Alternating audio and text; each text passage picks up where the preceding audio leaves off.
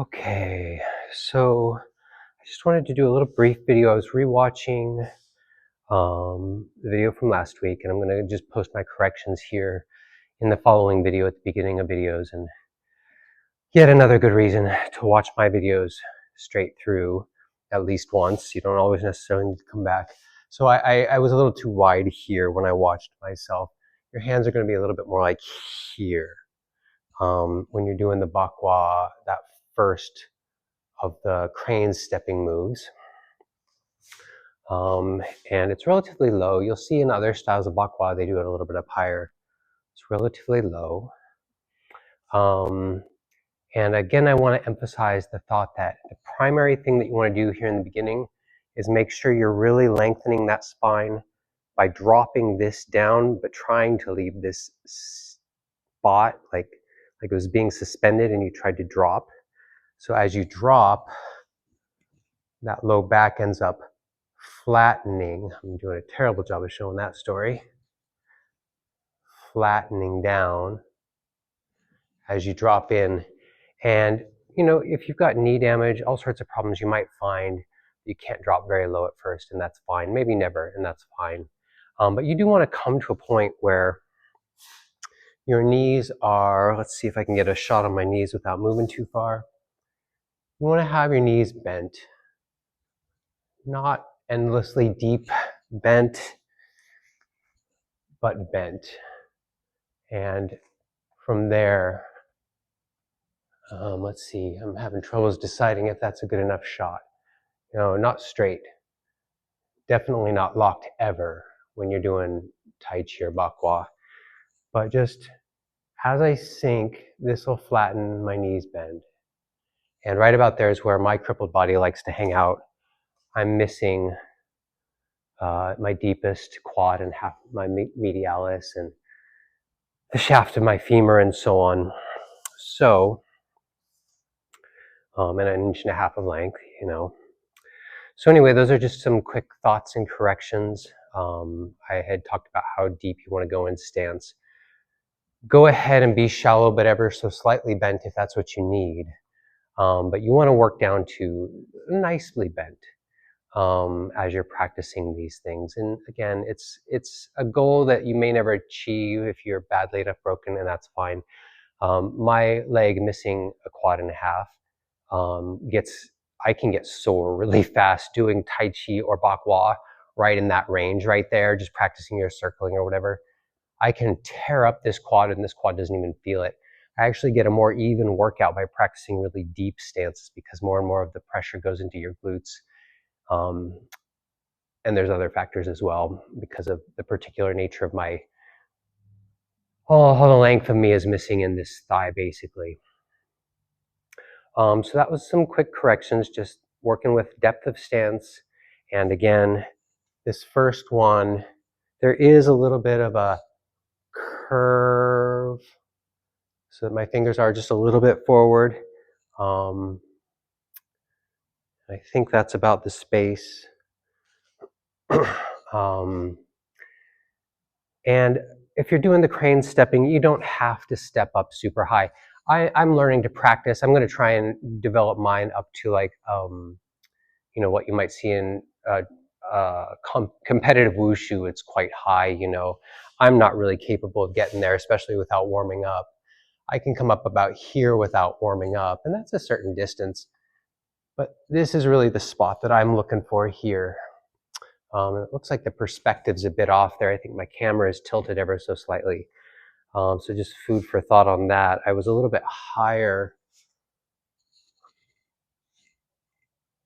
I'm just a little bit higher than it looks in that camera, I think. But while you're practicing, you don't have to go up that high. Just gently point those feet, and maybe if this is all the higher you want to go, that's great. Just learn how to have that balance and that shifting and that precision.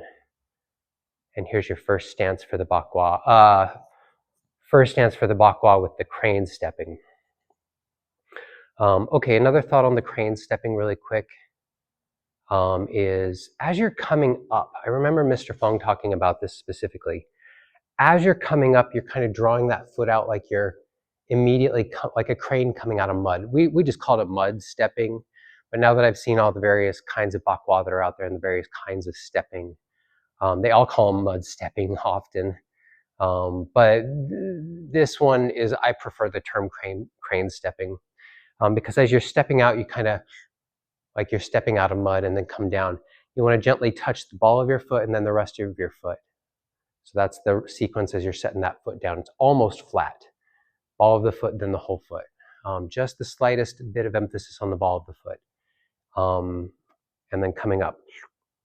Boom. And I can't really, with my camera, I'm not going to bother trying to show that with my foot. But that same quality so that you're coming up pointed. Yeah, so I think those are some quick corrections from the last video. I wanted to actually talk just momentarily about breathing. Going back to, especially when you're laying on your back and doing deep relaxation breathing. When you totally relax all of your skeletal muscles, certain muscles keep firing, and one of those is your diaphragm, and your diaphragm is your primary breathing muscle. And we want to learn to isolate that breathing muscle because there's secondary breathing muscles in your chest that can go and lift that chest up to create bigger vacuum in there. One way or another, you're developing a vacuum in your chest, and what we want to do is isolate that diaphragm through deep relaxation. So as you inhale, your diaphragm is kind of this domed thing in there, and as it flexes and does its little muscular exertion, it flattens internally, and that draws air into our lungs, and then it lets go about like this. Inhale, exhale. The exhalation, you don't actually have to do anything for. You're inhaling against the weight of gravity. You know, I just did a lot with my chest, but you know, you're inhaling with the weight of gravity. And when you totally let go, it just leaves your body. So you don't have to push any air out when you're practicing deep relaxation meditations. There are meditations where you control your exhalation as well, and we'll get to those. So those were some basic correction thoughts for the past two videos, really, because I just wanted to address the breathing concept. And I'm used to talking with people in front of me and asking questions and seeing how clear I'm being. I hope I'm being clear. Okay, so breathing correction, just remember that you don't need to push on the exhalation, just let it go.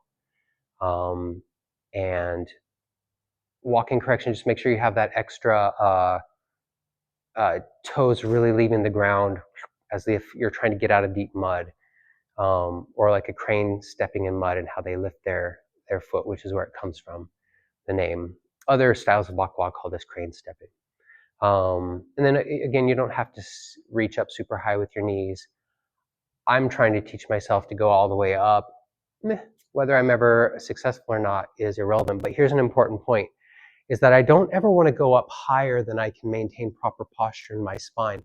If I have to start doing stuff like this and coiling my spine to bring it up, it changes the nature of the deep fascial shape you're trying to develop through gentle stretching. So as you're coming up, you should feel like, if I'm really trying to keep this straight in the first place, I gently feel little spots in me that start being stretched. And when I add this shape to it, I can feel stretches emerge down here in my low backs, gently here in these spots, a little bit in my hips, of course. So this goes back to the tendon changing concept we've talked about before, is we're just gently trying to gradually develop a shape internally. And through gently massaging that spine through this shape, you're going to find, you know, and you've got your hands, you're going to find that it gently kind of rocks your spine in this gentle massage side to side. Now that gentle massage side to side thing, really, really, truly, you have to wed deep relaxation to these motions. So you want to do every single thing you do as relaxedly as possible. Otherwise, you're just reinforcing a new form of bad posture, really, because you're not letting go of the spots that are holding you out of shape. And we all have them, and I have mine. I suffer so much pain, blah, blah, blah. None of us will ever achieve perfection, but that's quite all right. Okay, so all of that. One more thought on the crane stepping. No, two more thoughts. The first one is that right now I'm having you just do it standing still, feet maybe an inch to 2 inches apart, and with this first posture. Um, Really, ideally, you want to start walking in a circle as you learn to control keeping that spine in place. There's a lot that can be said about being too pedantic, but this bakwa was specifically formulated to work with Tai Chi. And as such, you have to keep those hips tucked just a little bit better than some bakwa styles. So some bakwa styles aren't as attached, and you'll see them not being quite as tucked with their hips. And that just because their particular style, it just doesn't matter as much. With ours, it's more important. And so you really want to keep those hips tucked. I say hips tucked, but I really mean take this chunk of your body right here and see if you can lengthen all of these bones. Lengthening, and you'll notice I sink down as I do so. Man, there's never mind. Self-assessments. Okay, so yeah, really lengthen this region as you're trying to do these exercises. Try and really lengthen it as you're sinking down, and then only lift your crane legs as high as you can go, maintaining that. And then go ahead and walk the circle. Walking the circle for at least a year, often 2 years, sometimes just with one posture, once one way and then one year the next year the other way.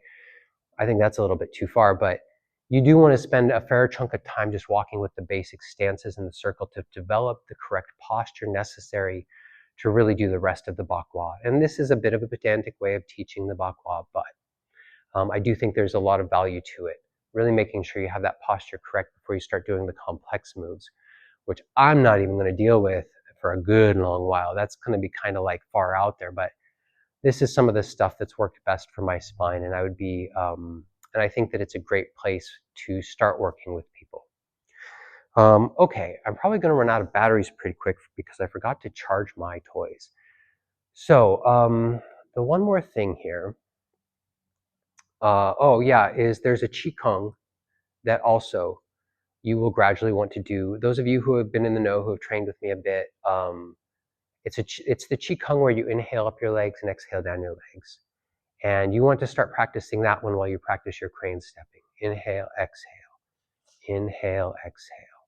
So inhaling up, exhaling down, inhaling up, exhaling down. And when you do training in this way, follow the speed of your breathing. So my breath starts the motion. When my breath wants to inhale, that's when my leg comes up. When my breath is full, that's when I want to meet the top. And as I exhale, I want to release and drop back down. So that's the primary qigong of our bakwa system. And we will come around and talk more carefully about that actual practice in a little while, a few episodes. Okay, so that was some corrections and further thoughts on what I've done so far. I'm hoping my battery is still holding out. I think it is. So I'm going to just add one more thing, which is just the next posture in the bakwa system. The next one you would do with the crane stepping. Oh, wait, one more thought about the walking. You don't have to do the crane stepping. There's two types of stepping, or two basic ways of walking the circle for our system. One of them is the crane stepping, but the other is just heel to toe. Heel to toe, but you keep your feet narrow in that inch to 2 inch range, maybe 3 inches if you have naturally bony wide hip. Your bony structure is a little wider or something. But you want to keep that, and you want to walk the circle heel to toe. Keeping, again, the same thing right here, and keeping those knees bent a bit. So there's two forms of walking the circle, and they both have value, and you want to just explore them both. Yeah, I mean, I'm not sure what else I can say about that. Someday maybe I'll get a camera person and they can film me doing some more complex stuff here, which I do intend to do in time, but in these beginning ones, I'm not bothering. Yeah, oh, okay, so I think I've said it all. Two forms of stepping, the Qigong, inhaling and up and exhaling down. Couple specs that we talked about, how we move our foot as we're stepping up versus coming down. So coming up out of the mud, setting it down that ball of the foot, and then resting the whole hand or foot. Yeah, a little correction here, right? We want this just a little bit more horizontal to us. And yeah, there's just the one last thought that I wanted to bring to this particular episode, and that's just our next crane stepping stance. Circle walking stance. It can be crane stepping or the just normal heel to toe walking, but again, knees bent, hips straight, tucked. I don't like the term tucked, but it is kind of what's happening for most people. People who are already too tucked are going to hear that and be like, so you don't want to shove through. You want your hips neutral. What that means is not sticking out like this. This is anterior rotation, and not sticking like this. This is posterior rotation. You want your hips straight down. And I'm going to have to work with perspective and maybe get some tighter fitting clothes or something to show some details maybe at some point. But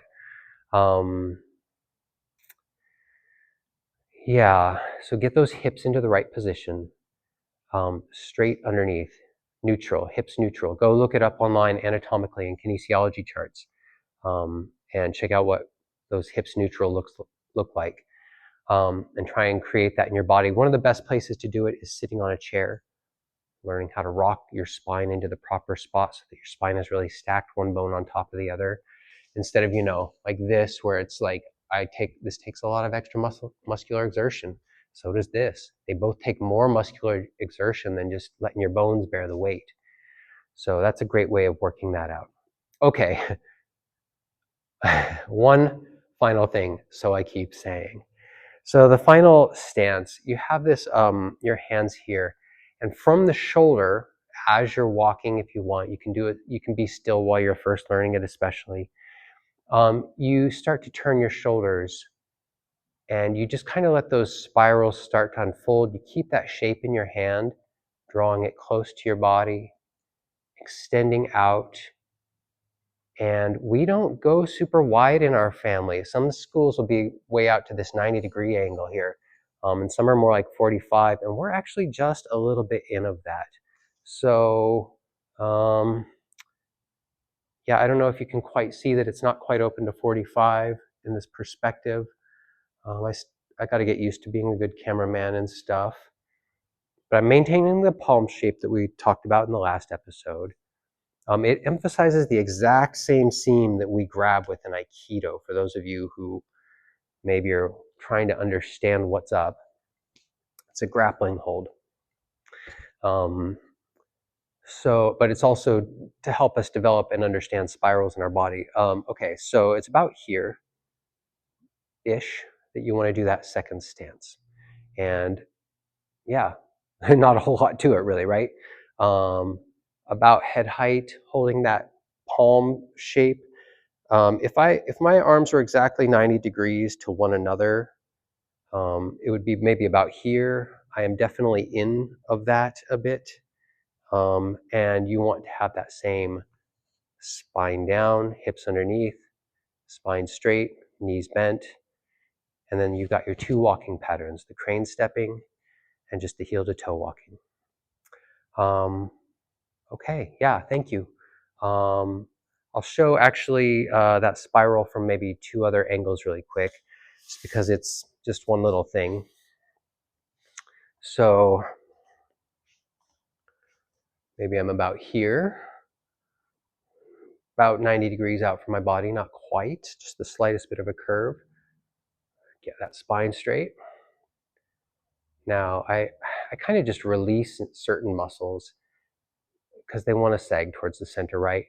So as I let go with those deltoids, I gather into that spiral with a sort of scooping, spiraling motion of the Tegatana side of our arm for the Aikidoki out there, the pinky side of our arm, and you just want to keep spiraling as best you can all the way out.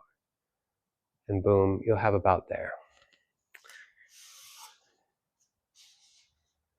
Really dialing in on the spirals is ultimately one of the greatest advantages of understanding Bakwa.